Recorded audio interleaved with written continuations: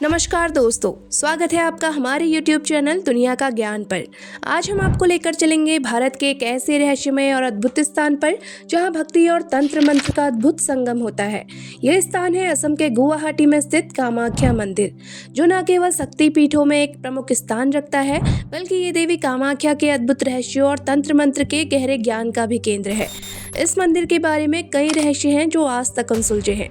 क्या आप जानते हैं कि इस मंदिर में हर साल 3 दिन देवी के मासिक धर्म का आयोजन होता है और इन 3 दिनों के दौरान आसपास की नदी और तालाब का पानी रक्त के समान लाल हो जाता है। क्या इसके पीछे कोई वैज्ञानिक कारण है या फिर ये देवी माता का कोई चमत्कार है?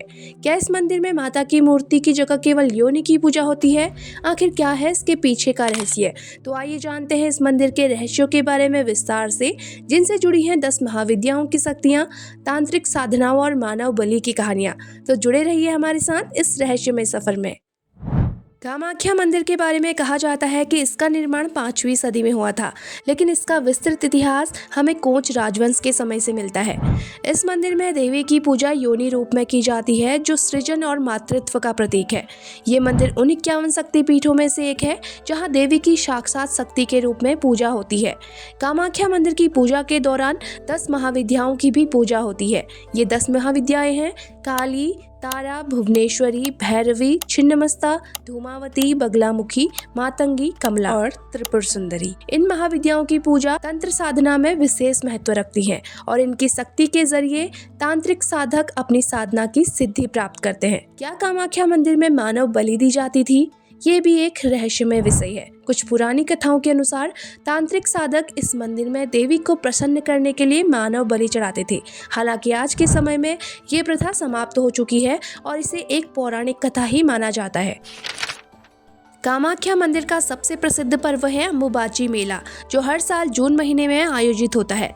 इस मेले के दौरान कहा जाता है कि माता कामाख्या को मासिक धर्म होता है और मंदिर के कपाट 3 दिन तक बंद रहते हैं। इस दौरान कोई भी पूजा नहीं होती। चौथे दिन मंदिर के कपाट खोलते हैं और भक्तों को रक्त रंजित वस्त्र यानी लाल कपड़ा दिया जाता है, जिसे देवी के मासिक धर्म का प्रतीक माना जाता है। इस दौरान ब्रह्मपुत्र नदी का पानी भी लाल हो जाता है। कुछ वैज्ञानिक इसे नदी में पनपने वाले लाल सैलाब के कारण मानते हैं, जबकि भक्त इसे देवी का चमत्कार मानते हैं।